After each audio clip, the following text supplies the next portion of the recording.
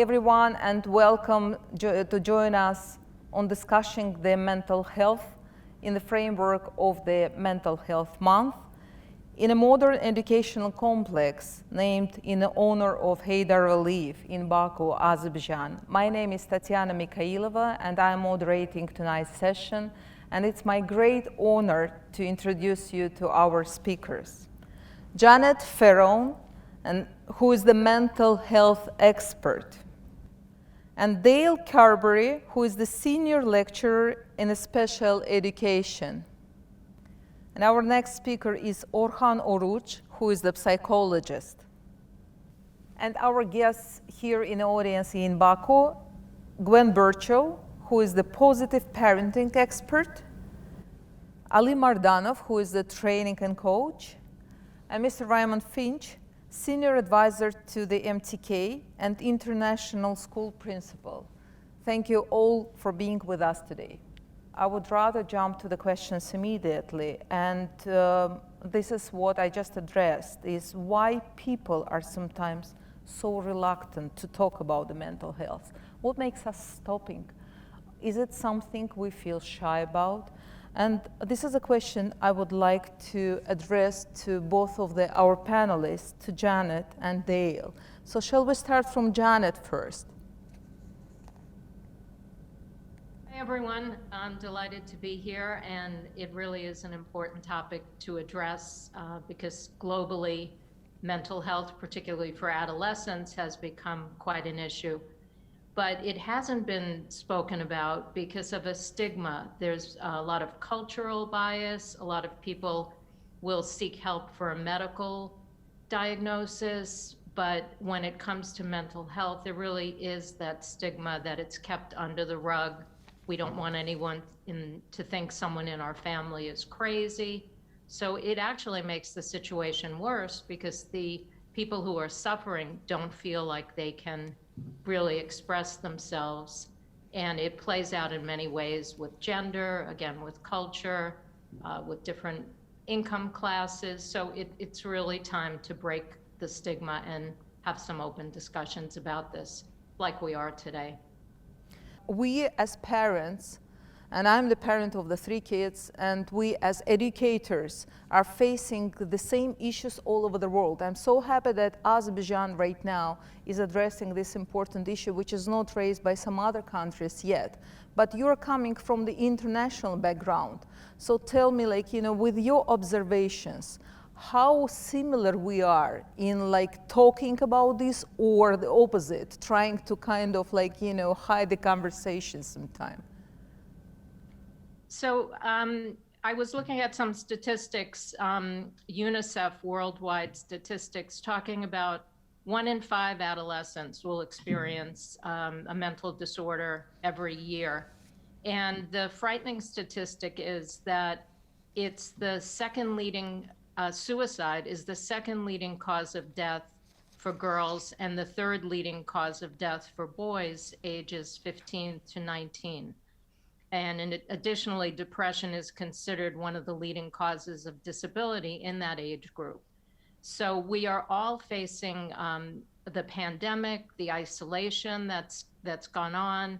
I know in your countries, as well as mine in the US, students have been out of school. They're missing that social interaction. You also have gone through a 6-week war. The stressors that are there are really increasing the amount of depression, anxiety. And as parents, we need to really look and see changes in behavior, see how we can reassure our children, having open conversations, limiting the news. Everyone's kind of obsessed with watching, and it gets into our psyche. So I think it's an international pandemic, as well as, even before the pandemic, an international crisis in the prevalence of mental health issues. Thank you. And my question would be to Dale.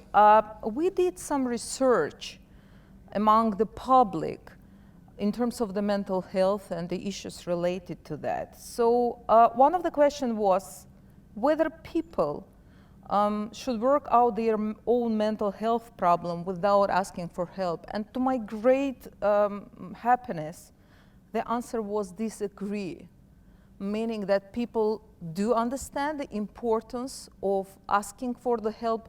So to question to you as a professional person working for over 30 years with the children, what that professional help should be, how it should be, at what point it should be sought, what are the signs?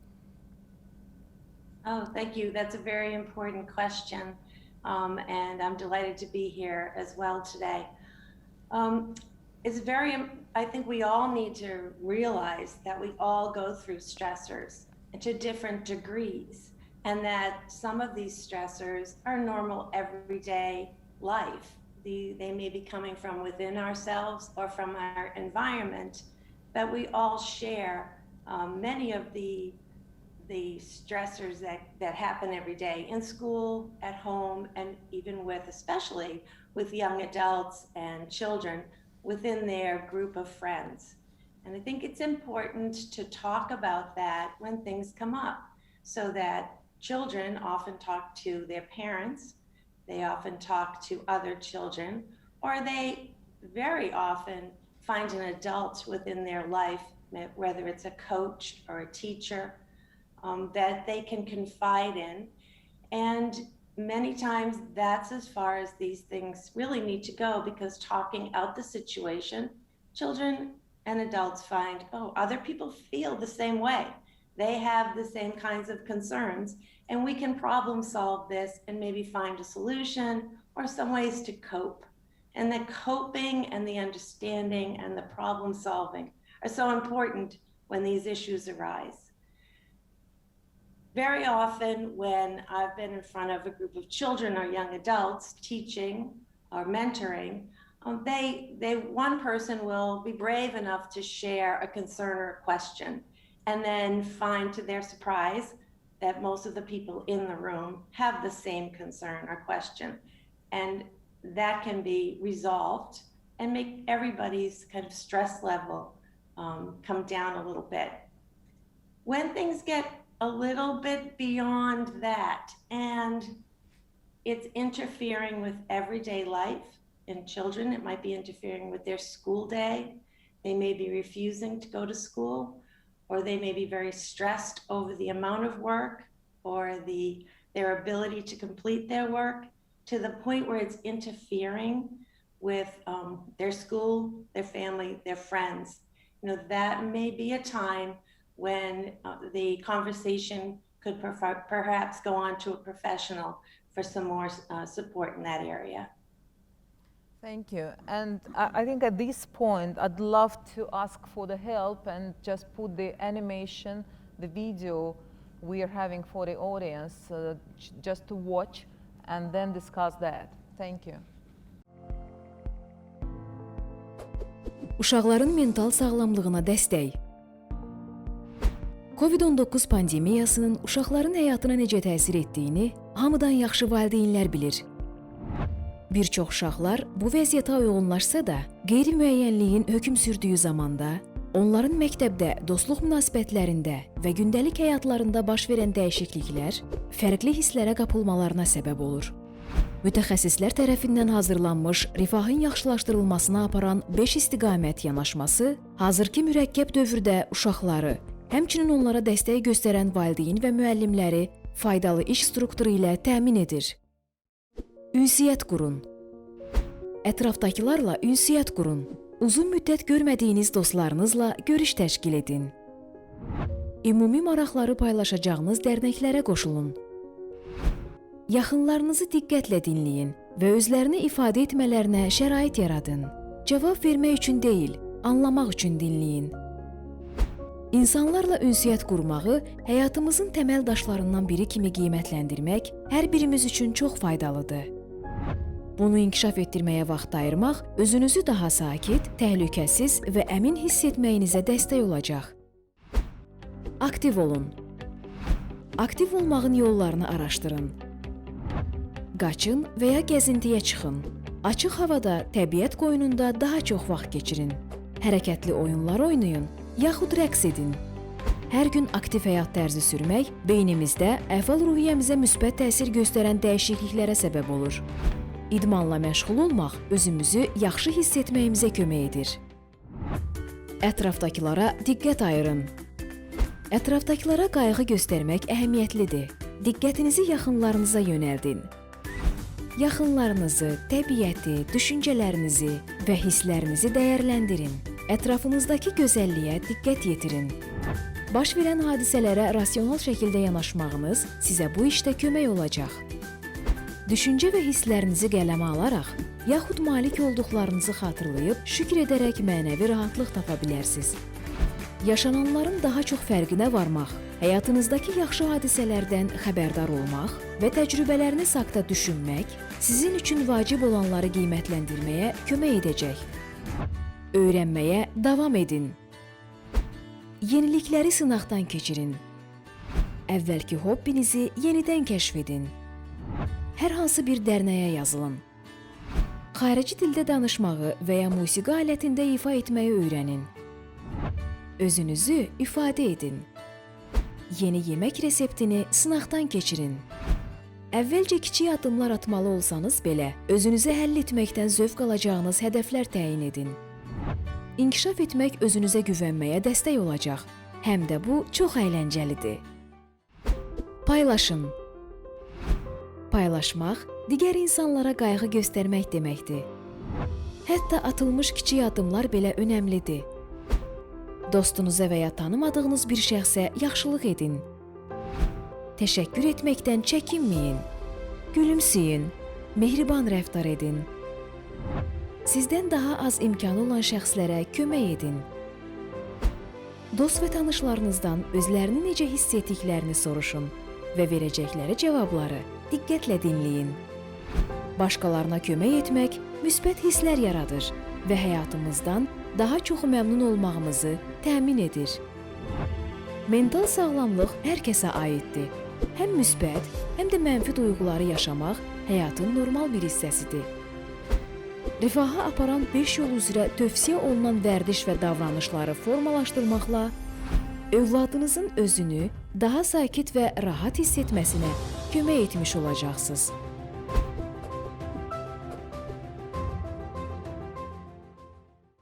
That's great, isn't it? So, Raymond, that's not a surprise that I'll be asking you right now. Well, first of all, I absolutely love the animation because to me, this is the initiation of the very important conversation in the society. And we are talking both about the kids and the parents because, you know, these audiences are so much interconnected. And my favorite probably was the brain, which makes the exercise, because if we adults do understand the connection between two, kids are not so much self-aware. So thank you for bringing that.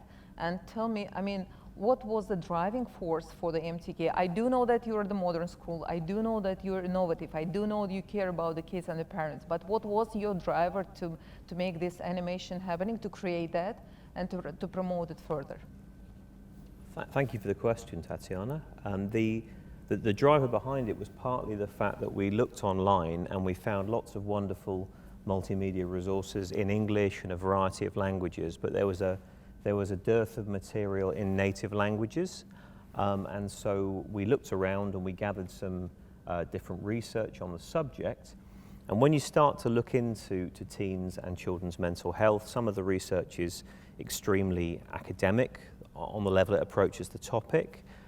Some of the advice, it seems like a scattergun where you can't really kind of get any form to it, and you wonder where to start because there's bits about exercise and bits about diet and bits about human connection.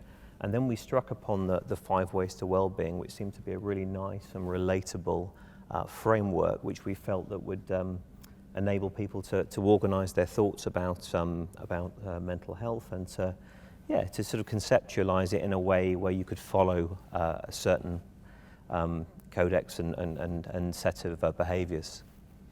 Thank you. Gwen, I think the question would be to you, because you're here for ages, I would say. What was the behavior change or probably some habits change from the parents if they're looking more open for the help right now if they realize that the kid needs the help rather than before. At least, that was a tendency. Before it was a kind of like, I'd better be refraining from that because I'm not quite sure what will happen if they will understand that my kid has got a health issues, etc. Do you see any trends? Do you see any changes in that? I wouldn't say any changes that you can necessarily evaluate, but I would say that there is a growing awareness that, and especially during this past year, there's a growing awareness that parents need to inform themselves more about the impact of stress and anxiety on their children and their family as a whole, because from the parents' perspective, they're losing jobs, their future is not certain. This is creating stress for them, which is coming into the family home. The children aren't in school as a release anymore, as a way to escape it. And so, yes, I do think that there is this growing awareness now that they need the parents and children altogether need more of an outlet. They need more listening, more opportunities to talk to people who can help them and give them some answers. So that's what I've noticed this year, is this increasing willingness to reach out of the family and talk to people who are not family members. So, yeah. Thank you. Coming back to the brain with the exercising, I think, Aliyev, I would like, immediately ask for your expert opinion, because apart from being the math teacher, you're also running the movement platform, correct me where I might be wrong. That's correct. Where you're promoting the healthy lifestyle and the active lifestyle. True. And again, more and more people understand the importance of, being active and dynamic, let's put it this way, for the good activity of the brain. Pandemic didn't leave us with lots of the choices. True. So what were the solutions and what will be the solutions? And because people, in most of the cases, we as humans are looking for the excuses. I can't go out, I can't do this, I can't do that. So what were your recipes? And I believe that, you lost quite a lot of the people simply because you had to be locked. How was the situation there? Okay, so if we're talking about the sport, we have to look a little bit deeper. And first thing, everybody knows that sport is really helpful, but only little amount of people really know why. So, why it is important? Because it affects on our hormonal system. Did you know that if you run for 100 meters with your 70% from your maximum speed, your body will start producing dopamine, which affects on your state, on your emotion. It's a hormone which is responsible for happiness, okay? So, but how often do we do that? Not really often. Second thing, that sport or any kind of sport activity affects on our cardiovascular system, which affects in result on the flow of the oxygen to our brain. So in clear brain, clear thoughts. And the third thing, that as you mentioned, there must be no excuses. If we know that sport activity is really helpful for our body and for our mental health, so we need to find the way out. So during pandemic, sport industry almost ruined, because no sport activities from the professional point of view, from the commercial point of view, but online platform started become more popular. And this is something what we did in our platform. We started doing the classes online and involving parents and the children to do together, because we are more about family sport platform, and we're trying to involve not only children or only adults. We want them to cooperate. Yes, of course, we make the difference between children and adults, but when they do it together, adult for a child is a kind of role model, especially their parents. So when they see as their parents doing sport, of course, they will try to join them. Maybe not in the same way, in a different way. The recipe, how to stay mentally healthy, A, of course, you need to do sport. B, you have to be a role model, even if you are a parent. And C, did you know that by learning new movement, we affect on our neuroplasticity? So actually, when you brush your teeth with your right hand and you start doing it with your left hand, you create new neuron cells, okay?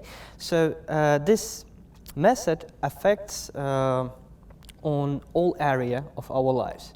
And the best way how to stay mentally healthy is to learn something new every day.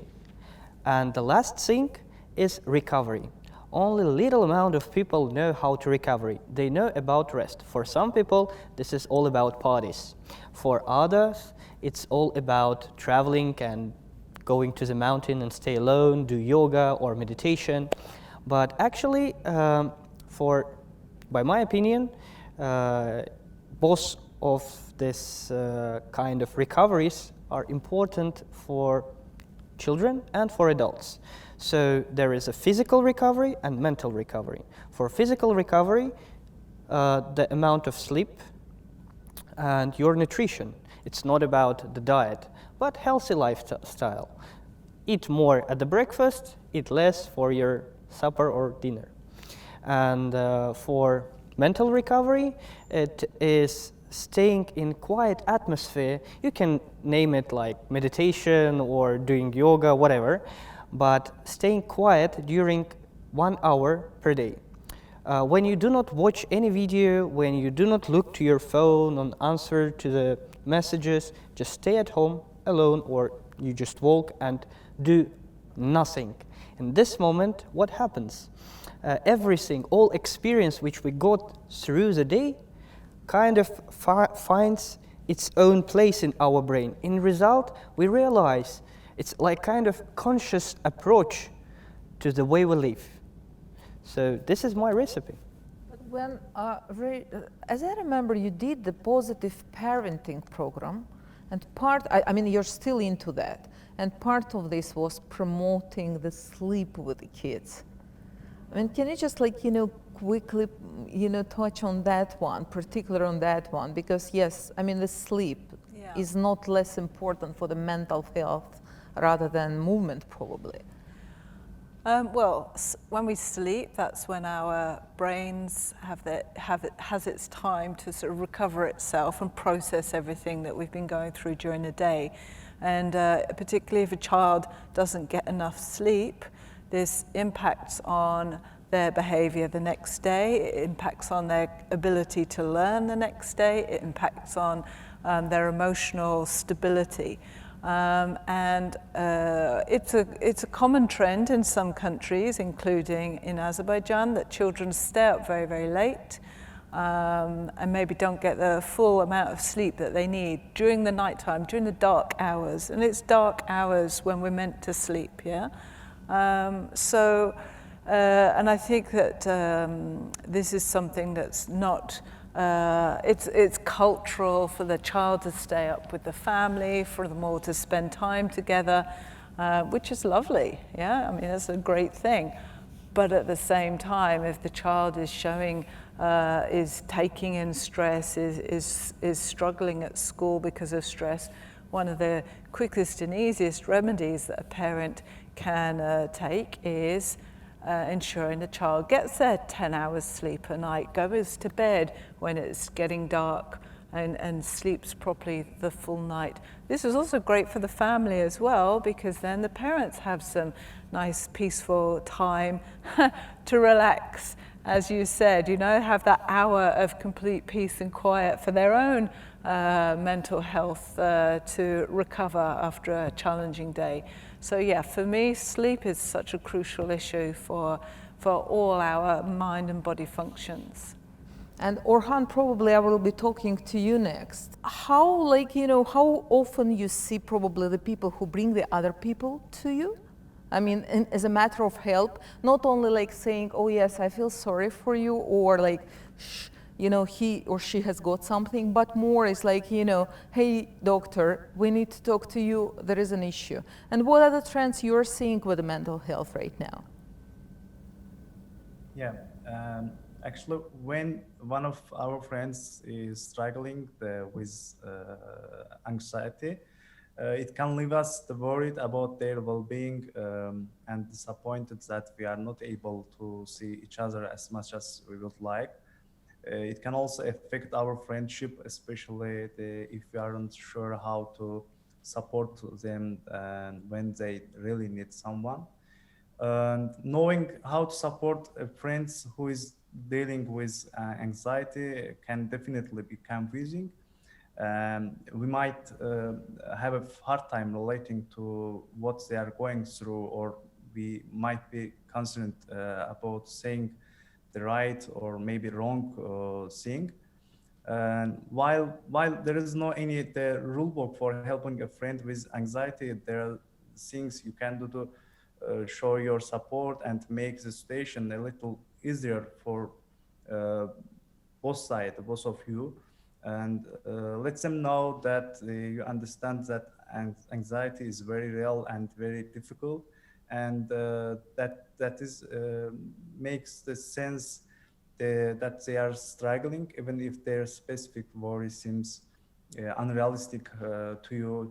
Chances are you can find something to validate how tough it must be to worry about the future, or how uncomfortable the physical symptoms of anxiety must be. But despite our best intention, minimizing the situation or our friends' anxiety is rarely helpful. We might think that pointing out that things aren't so bad, scary, or dangerous is a way to be supportive or calm them down. But when someone is anxious, they are rarely receptive to this kind of feedback. On some level, our friends usually know their anxiety isn't totally rational, or so this reality check it isn't giving them any new information and can feel insensitive.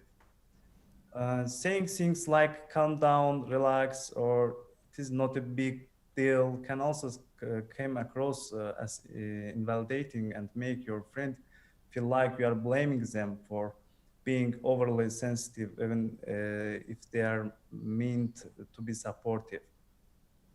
And supporting a friend who is struggling with anxiety isn't easy, actually. And after a while, it can really affect on your own well-being. And remember to take care of yourself by making time for self-care and setting boundaries or limits as needed. This might mean changing the way you relate to your friends, like taking time for yourself or spending time with other friends, or setting limits on the kinds of things you talk about or how often you went to each other. And taking yourself will make you a better friend in the long run. Thank you. That also brought me to the thought that we have been discussing several times. Janet, we had a question, one of the questions in the questionnaire was about the stigmas. And one of the stigmas we talked about that people who experience mental strain or mental illnesses are usually violent and dangerous. And people were not really sure what to answer because they were not like, you know, kind of whether it's yes or no.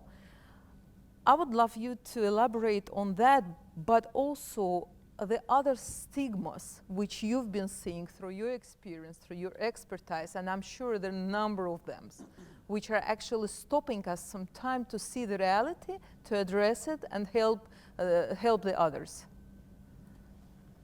Yes, I saw from the survey that there is that misconception about the violence connected with mental health. I think what happens is there's a news story where someone has done something violent and they happen to also perhaps have depression or mental health issues, or perhaps autism. There's anything that gets latched onto it. And then people think, oh, I saw that story, that person did this, so that group of people do this. But it's really not. The statistics are very low in terms of people with mental health acting out violently. So, it's just one of those things that are easy to latch on to. And people, I think it makes them feel better because they can say, well, I don't have that, or, my family member is not mentally ill, so, we're immune to that. It's only those people. The other thing that I think for teenagers, I assume it's pretty universal that they're always with a telephone, at least in the US. And some of the things that really work for them that remove the stigma is being able to go online to an app.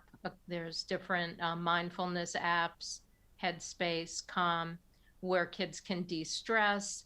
I know when I worked with a group of students with depression and anxiety, they loved coloring. It was that soothing kind of activity. And there's apps on the phone, I think one called Recolorify, but you can just, use, pick the colors and make these pretty things. When I was working with the students and talking with them, I found myself grabbing one of the coloring pages and joining in, and it was great. Yeah. Tatiana, actually, is that to pick up on a point made by Janet, people who are mentally ill are far more likely to be the victims of crime than the perpetrators of crime.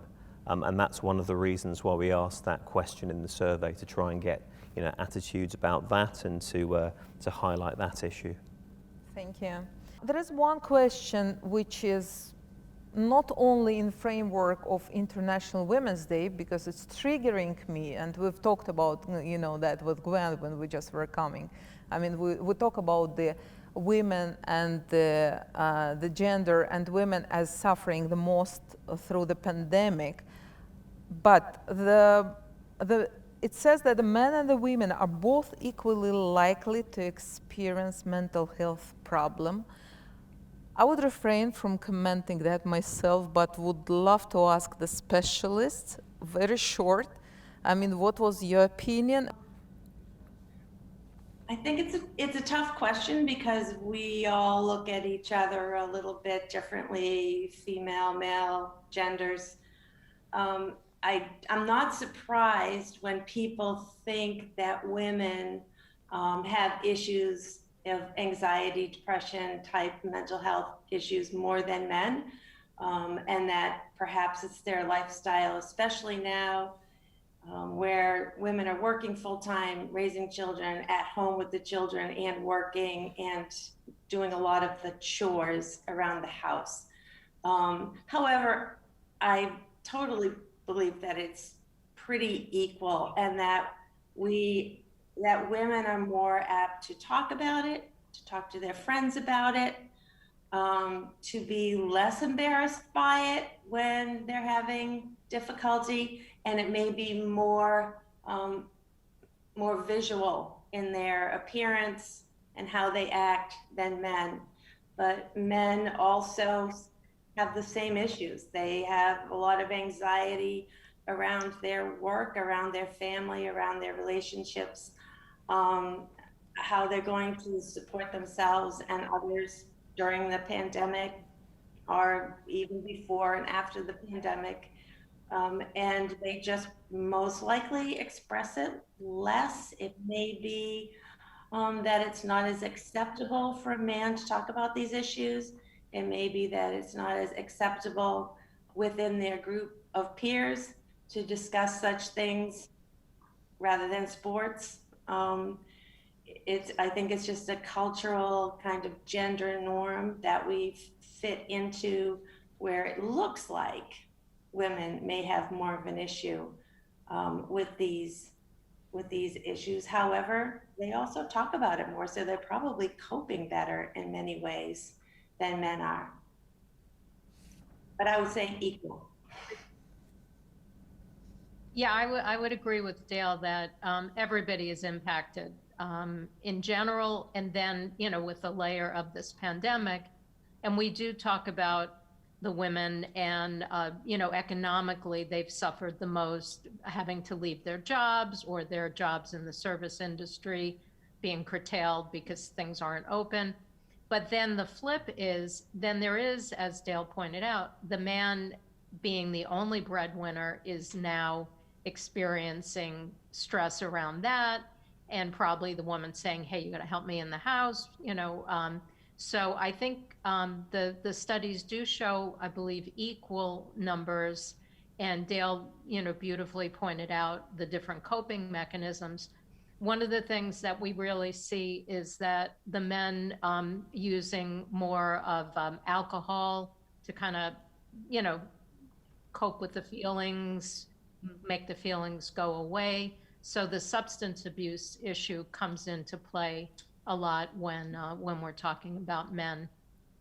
The actual mental health problems affect women and the men equally, but some are common among the women.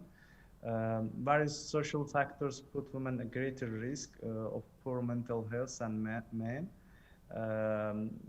especially in kind of the countries like Azerbaijan. The essential that women look after their mental health, although the busy lifestyles often makes this difficult because traditionally women have tended to take responsibility of looking after the health of the family members.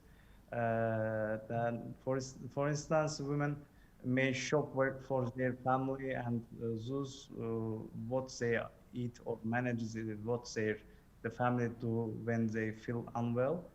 And this role makes it particularly important that women understand how choices we all make in everyday life can affect our mental health. Thank you. Gwen, you're also the specialist on the early intervention. And saying that is the mental health issues are so much invisible. This is like, you know, kind of disability which you can't probably see because, you know, in the physical case, you're clearly seeing that. What would be your advice probably to the parents to address, to check up on the as early as possible? Where is that? Where not to lose that, like, you know, opportunity to catch it when it should be caught? I mean, the early intervention. Well, my advice wouldn't be so much to the parents about picking up on these issues. My advice would be to the service providers in the health and particularly in health facilities, because the impact of adverse childhood experiences, so the stress, the COVID, the pandemic, the war, alcoholism, substance abuse, etc., this impacts on a child's long-term health outcomes when it occurs to them in the early years. And if the parents are struggling and they're not aware of the impact of their issues on the children, it is really down to the local health services to be aware of the impact of this stress on the child's mental health at that age. But you don't tend to necessarily see it displaying itself in the child at that age. You'll see it over a long term in biological and other types of health problems.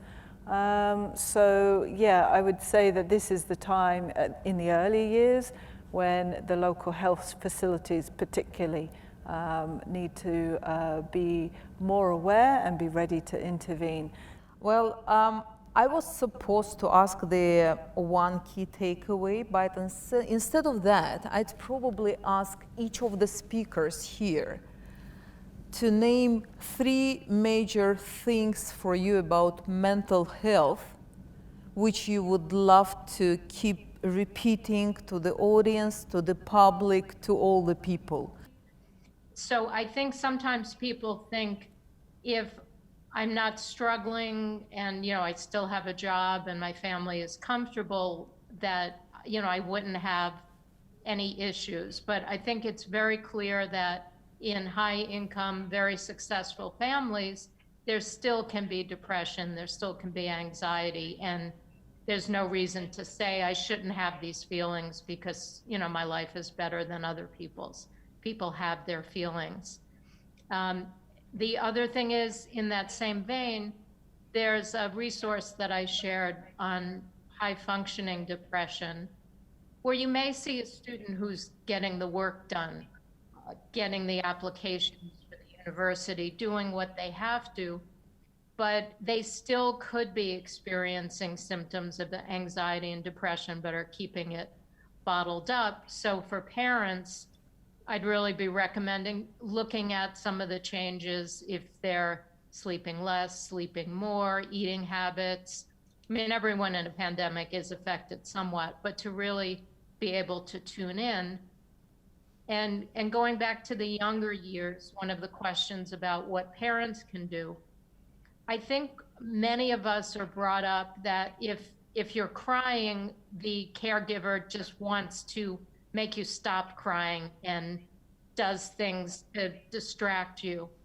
Whereas what we're really looking at for kids now is how can we say, gee, you're crying, what's going on? Let's talk about it.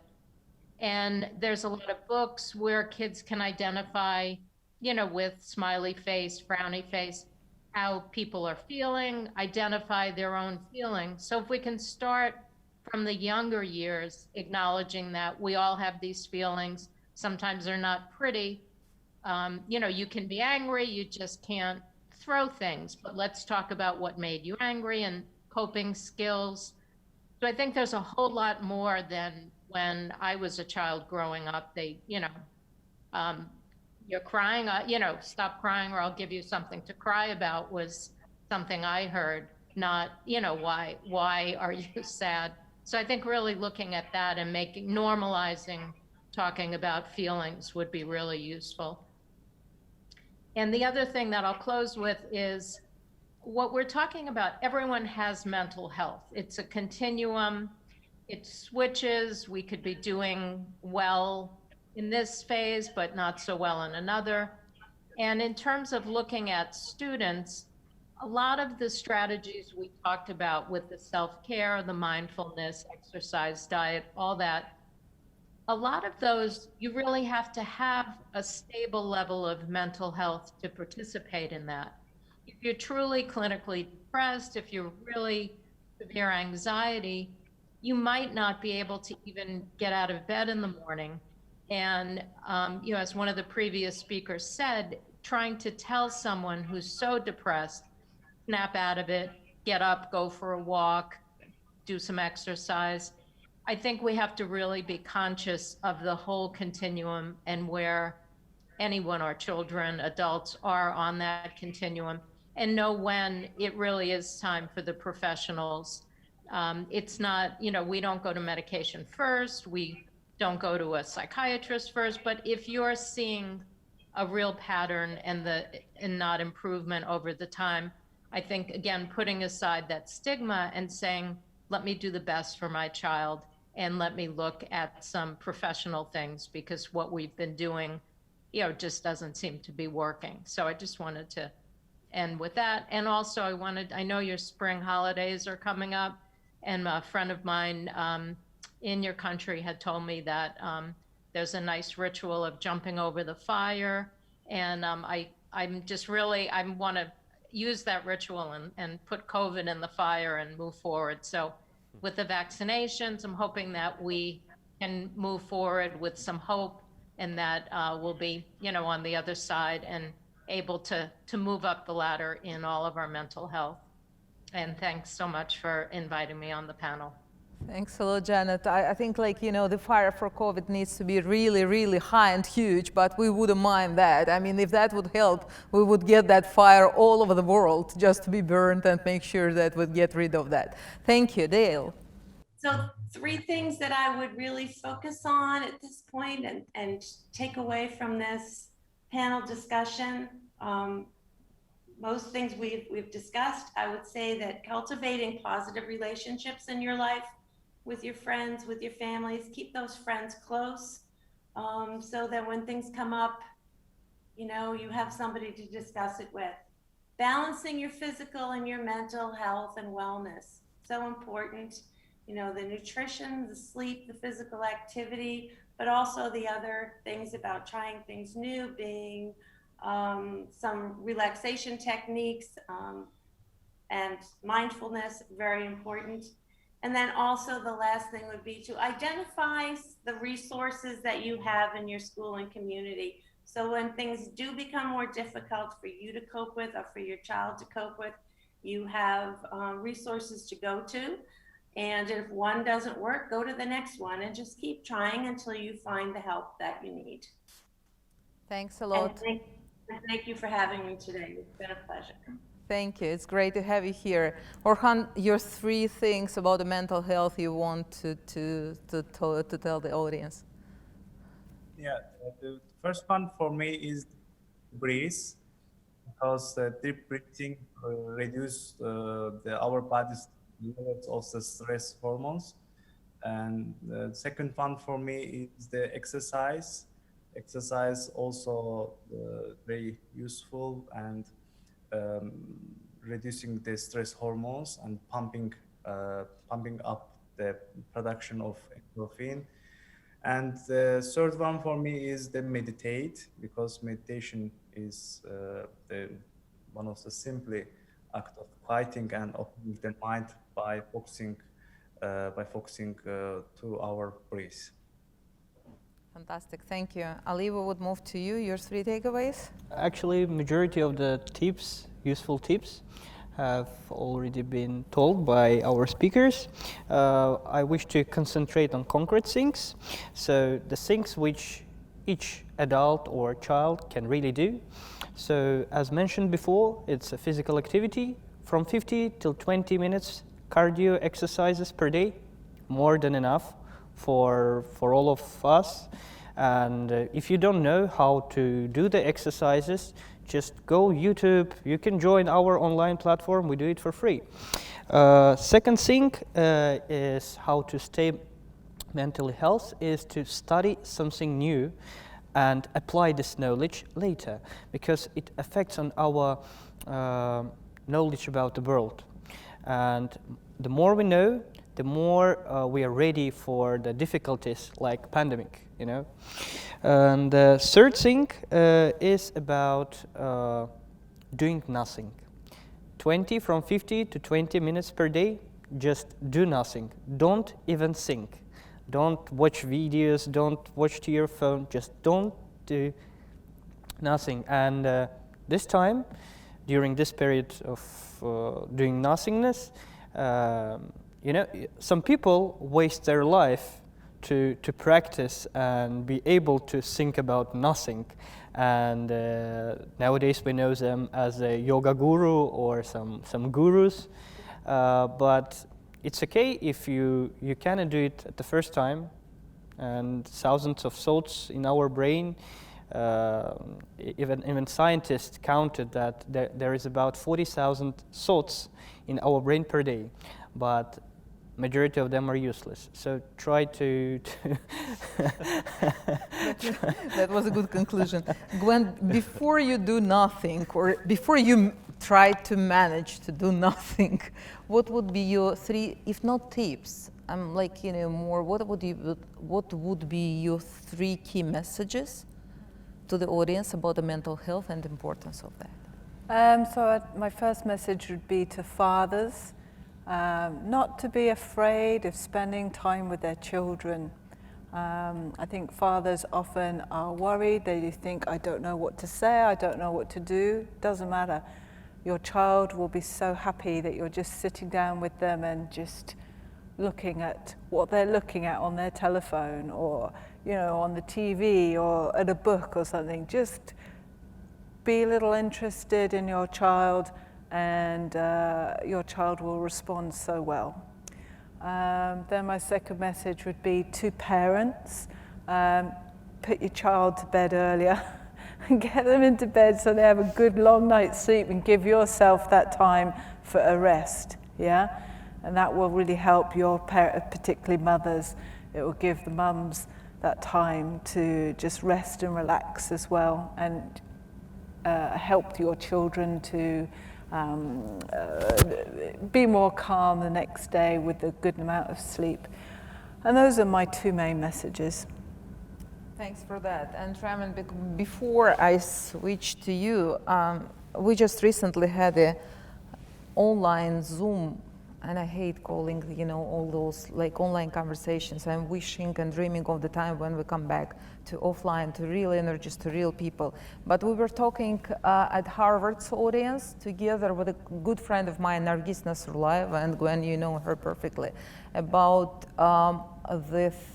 the things about, like, you know, how we're feeling right now during the pandemic, how we're suffering with, like, you know, people who probably didn't even see anything in their problems.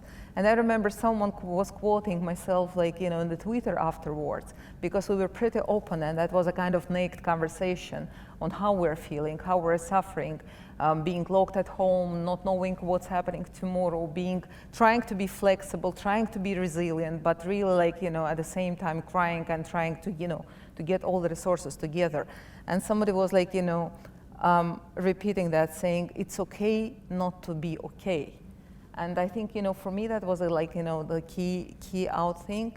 It's really okay not to be okay. You don't need to be ideal. You don't need to expect your kids or your close one to overperform or to project your expectations on them.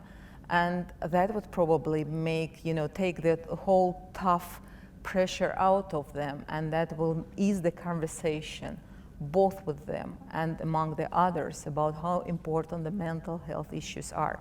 And probably the last word over to you as being the host of this conversation. Again, thank you for inviting us. Thank you for raising it up, because this is, like, you know, vital important for the community, for the society. I hope, you know, that will be just a good example set. So what are your 3 keys, 5? And as a host, you have, like, you know, the right to have unlimited number of them. Okay. Being the last contributor to this, I'll probably be even more brief than the other ones, but I'd like to say a big thank you for being involved, for the opportunity. It's been a real privilege to listen to out-and-out mental health specialists sharing their wisdom and their advice. So I would say listen to the people who've spoken before me. That's my first piece of advice. The second point I'd like to make is to echo what Tatiana said. We all have mental health. It's okay not to be okay. And mental health is a continuum, as Janet said. It's not binary. You're not sick or well. You're not broken or healthy. Your mental health will fluctuate. And at a time like this, it's absolutely normal and human to be feeling more of a balance of negative emotions. And the last piece of advice is somewhat obvious. A small change can make a big difference. That there can be an attitude that with any new subject, there's no point scratching the surface unless you're going to be an out-and-out expert. And I think mental health, like physical health, is not like that. If you do take the time to educate yourself about your own or your children's mental health and make some small changes to cherry pick from the 5 ways to well-being, pick the things that work for you. You may not be a meditation person, but you may be able to find some meaning in the advice about connection, or the meaning in the advice about charity work and altruism. So, you know, do engage with the subject on whatever level you can. Give whatever small piece of time you can to it, because being 10% happier can make a really big difference. Thanks a lot. Again, thank you for bringing us all together, and not in, like, you know, that's probably one of the major reasons why I love pandemic, is just like being able to communicate and to share this with the people from all over the world, because again, we're all humans and we're all sharing the same issues. And I think together we can easily overcome those things. Thanks a lot to everyone, and thank you for being with us today.